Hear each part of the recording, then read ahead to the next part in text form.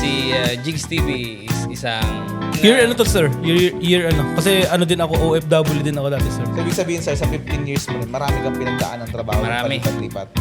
Nakapaghugas ako ng puwet ng matanda, driver. Tapos naging photographer din ako, naging videographer. May nagsasabi, sir, na minsan daw, na dinadaya nyo daw yung pagkain. Totoo ba to? Parang Jude. Parang Gin. Pare, saan diskarte mo?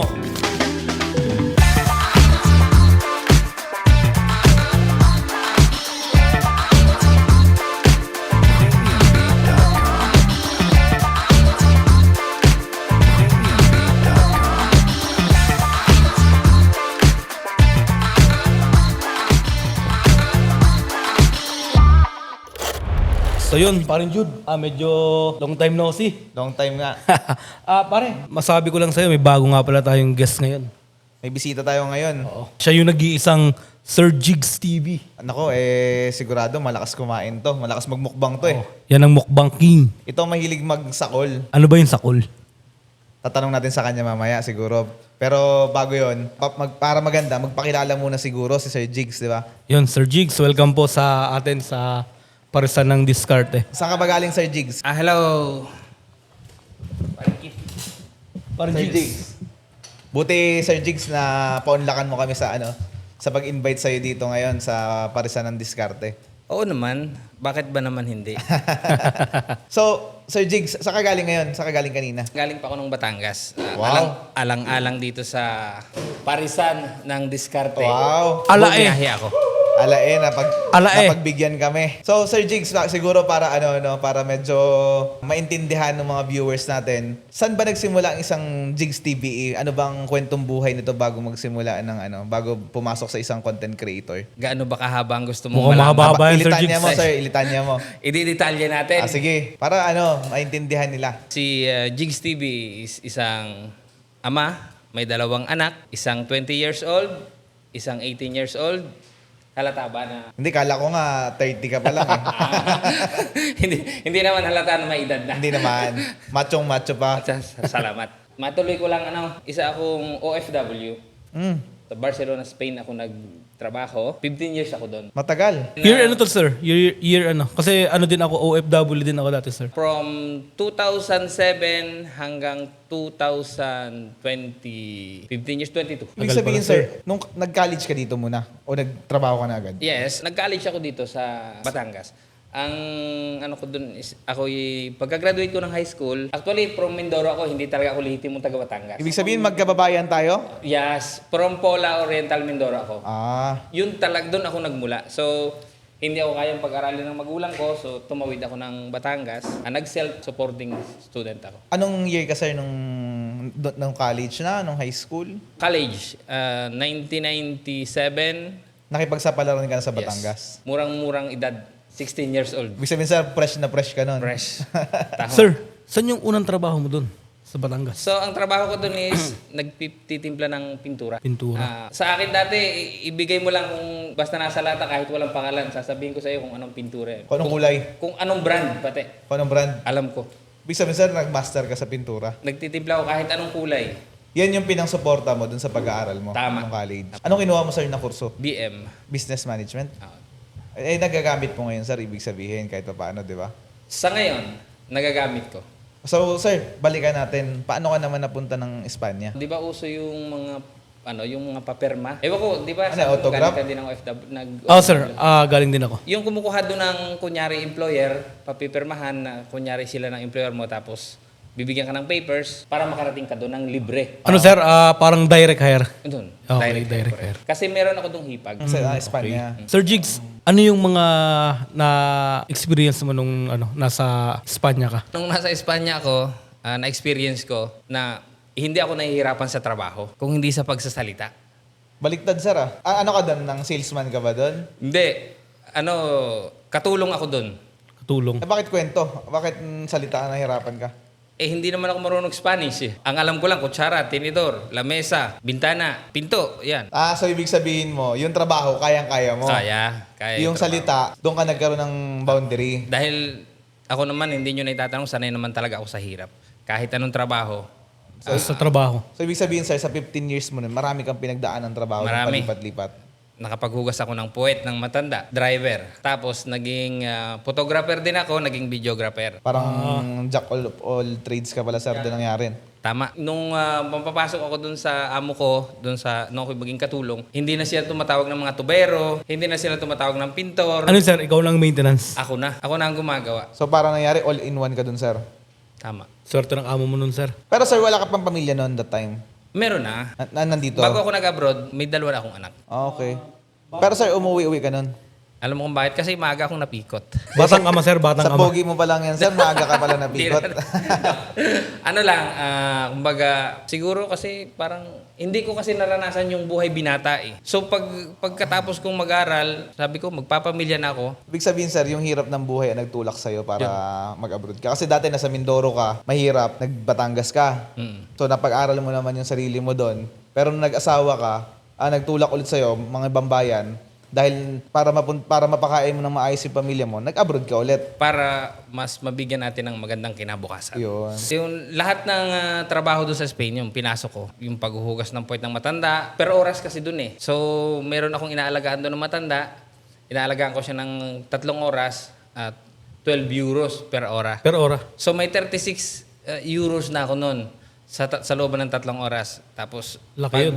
pag day off ko, nag-aral din ako ng photography. Tapos tumatanggap ako doon ng mga events, yung mga kasal. As in, parang ano sir? Parang dito pag may event, nagtatanggap ka rin. Ganun. Yung, Sideline mo yun sir. oo, sideline ko yun. So, ibig sabihin, sir, kahit papaano nung nasa Spain ka pa, parang nabanggit mo kanina, na nagsisimula ka na doon magmukbang. Yes. Ito yung nagsimula nung mawala yung sideline. Yung pagpipicture at pagbibideo. Anong year yan, sir? Pandemic. So, pandemic, nasa Spain ka pa? Yes, nasa Spain ako. Nasa abroad ka pa pala. So, ibig sabihin nung that time, kausuhan na rin ng vlog. Uso na siya, pero hindi pa siya ganun katalamak katulad ngayon. Oo. Ngayon kasi, kahit sino na lang, pag nakabunot ng cellphone, may nakita Vlogger na. Vlogger na. So, ano mga minumukbang mo doon?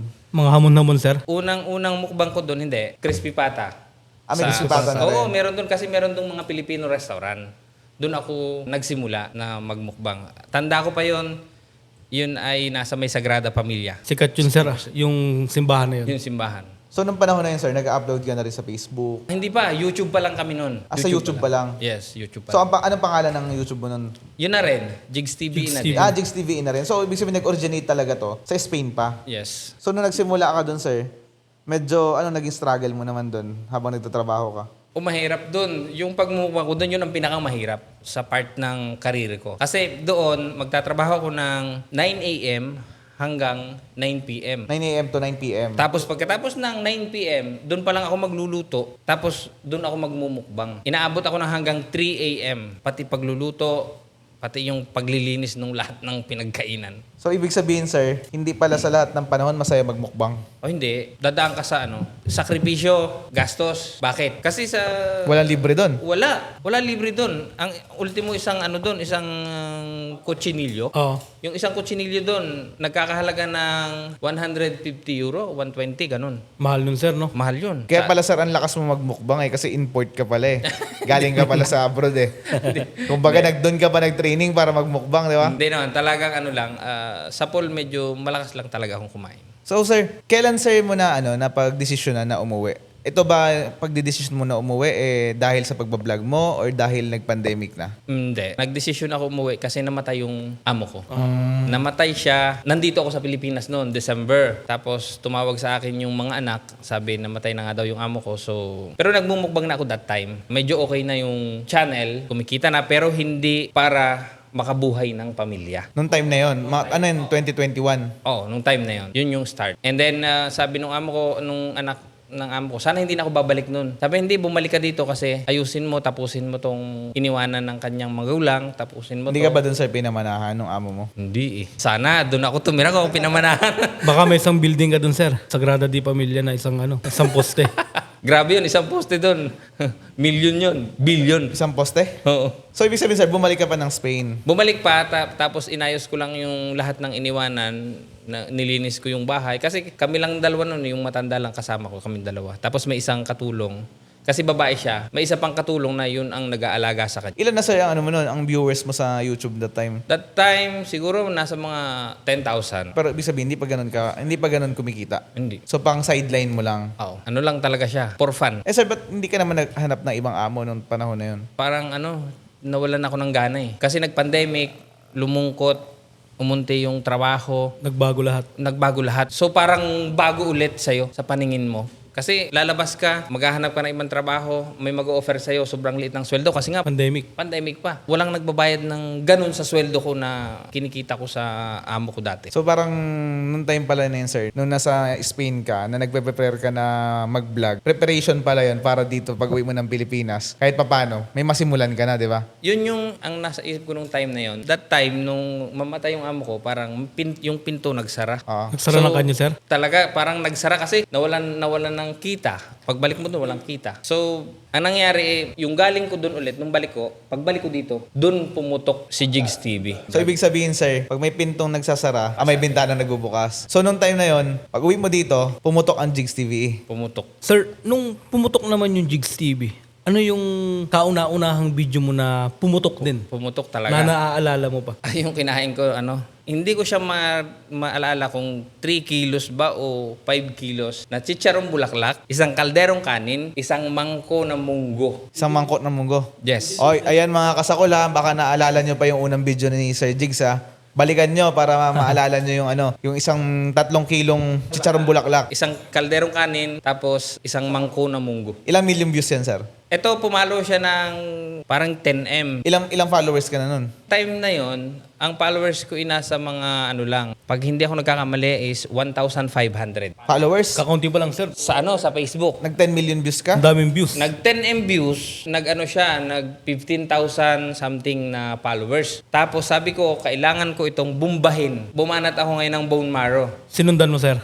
Bumanat ako ng bone marrow, spicy bone marrow na 3 kilo o 5 kilo na nakapatas ng ganyang kataas. Kinain mo talaga yon? Kinain ko yun. Kasi may preparation ka naman dun sa Spain, di ba? Kaya, kumbaga nung pagdating mo dito, medyo kaya-kaya na. Kasi nung time na yun talaga, ang pumapalong mga video is yung mga putok-batok. Pag pinapanood ng viewer, gustong-gusto kasi sasabihin sa'yo ng viewer, madadali buhay mo dyan, hindi ka aabot ng... Kasi nung time na yun, sir, talagang walang ginagawa yung tao, di ba? Nas nanonood lang talaga ng mga pagkain. Kaya patok kami nun. Dahil lahat ng tao, nasa bahay lang, nanonood lang. Sir Jigs, bigyan mo naman kami ng isang intro mo kung paano ka nagsisimula pag nagbablog. Hello mga kasakol! Nandito na naman ang inyong katropang mahilig magsakol, Jigs TV. For today's episode, kakain tayo ng 10 kilong bone marrow.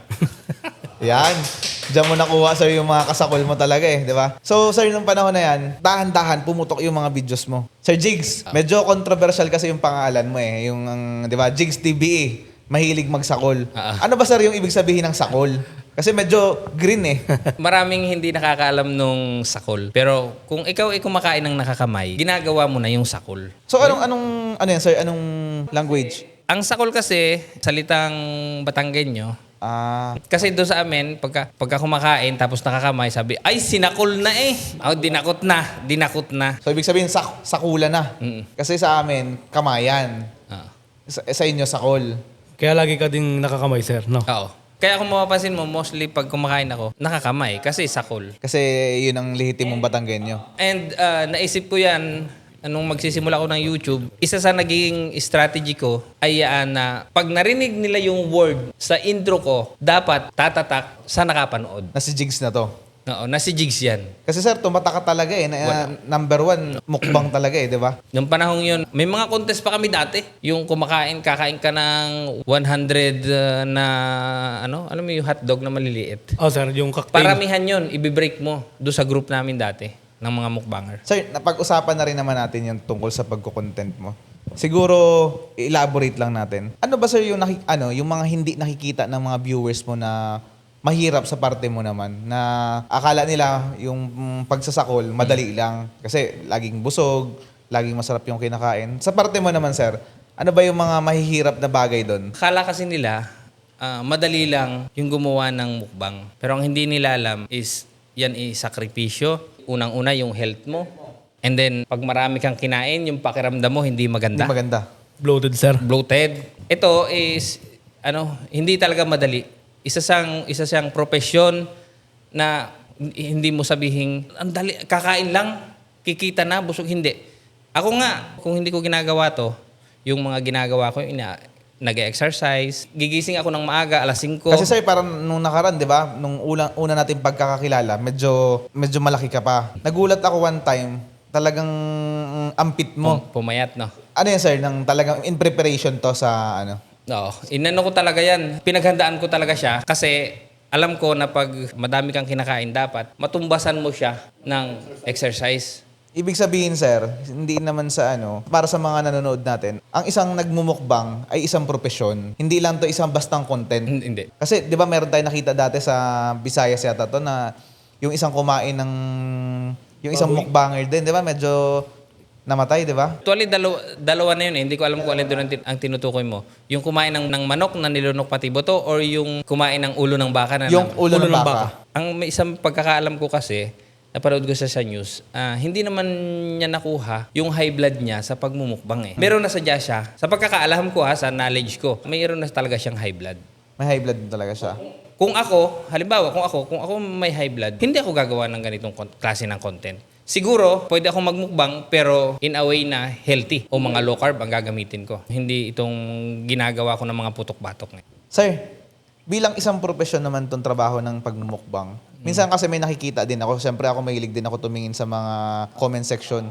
May nagsasabi sir na minsan daw, na dinadaya nyo daw yung pagkain. Totoo ba to? Sa part ko, ang ginagawa ko talaga is talagang kinakain ko yung kaya kong kainin. At iniiwan ko sa lamesa yung hindi ko kayang... Sinasabi nila na dinadaya kasi may nakikita silang mga cut. Yun kasi, ako sa part ko, kaya ako nagka-cut kasi pinapaikli ko yung video and then inaalis ko yung mga unwanted na noise na naririnig. Yung mga hindi kayang pakinggan. Maliban na lang kung hindi talaga kayang alisin, pinahayaan ko na siya. Pero hanggat kaya ko siyang linisin yung sounds, mas maganda, malinis siya. So sa iba, hindi ko alam kung ano yung ginagawa nila. Sir Jigs, sa 2.9 million na followers mo, maliban pa sa YouTube, may TikTok ka, may Facebook ka, may Instagram ka. Sir, paano mo na-handle ang expectation ng mga kasakol mo?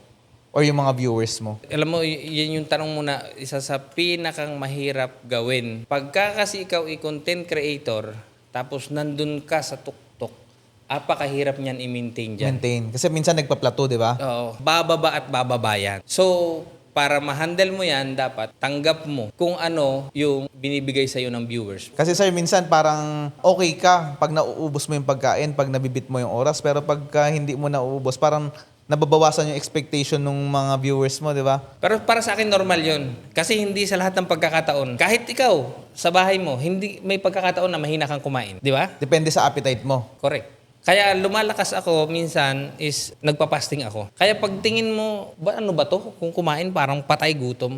Which is totoo yun kasi gutom na gutom ako niyan. Kasi pinaghahandaan ko yan. 12 hours akong hindi kumakain para dyan sa content na yan. Sir, bilang isa sa kilalang nagmumukbang, ano ang matuturo mong mga diskarte para dun sa mga nagsisimula na gustong pumasok dun sa pagmumukbang content? Baka may mga maibibigay kang konting technique. Una, dapat may panustos. Kasi marami kang kakainin, di ba? Di ba? Magastos, sir. Magastos. Magastos yan sa una. Kasi walang magbibigay sa'yo, hindi ka kilala, walang magpapadala sa'yo ng pagkain, walang mag-iimbita sa'yo. Ayun. Pangalawa, eto, gadget. Camera. Dapat, kung gusto mong maging content creator o magmukbang, gamitin mo kung ano yung meron ka sa ngayon. Huwag agad-agad bumili. Huwag agad-agad. Kasi nga, bibili ka agad, hindi mo naman sigurado kung kikita ka. Hindi simula pa lang. Pangatlo, yung kita. Nangyayari kasi, iniisip agad ng marami, kaya ako magko-content kasi kikita ako dyan. Para pag hindi ka kumita, nagda-down ka. Tatama rin ka ng gumawa ng content. So, pang-apat na advice ko is, i-enjoy mo kung ano yung ginagawa mo. Yung ginagawa. Mahalin mo. Mahalin mo. Tama. Siguro idagdag din natin siguro yung kagaya nung ginawa mo nung una. Prepare mo yung health mo, di ba? Oo. Panglima yun. Dapat, kung magmumukbang ka is naka-prepare yung katawan mo. Kumonsulta ka sa doktor kung pwede ka bang kumain ng mga ganitong klase ng pagkain. Kasi sa una, hindi mo mararamdaman, di ba? Pero dahan-dahan dyan, hindi mo mapupursue yung gusto mo marating. Correct.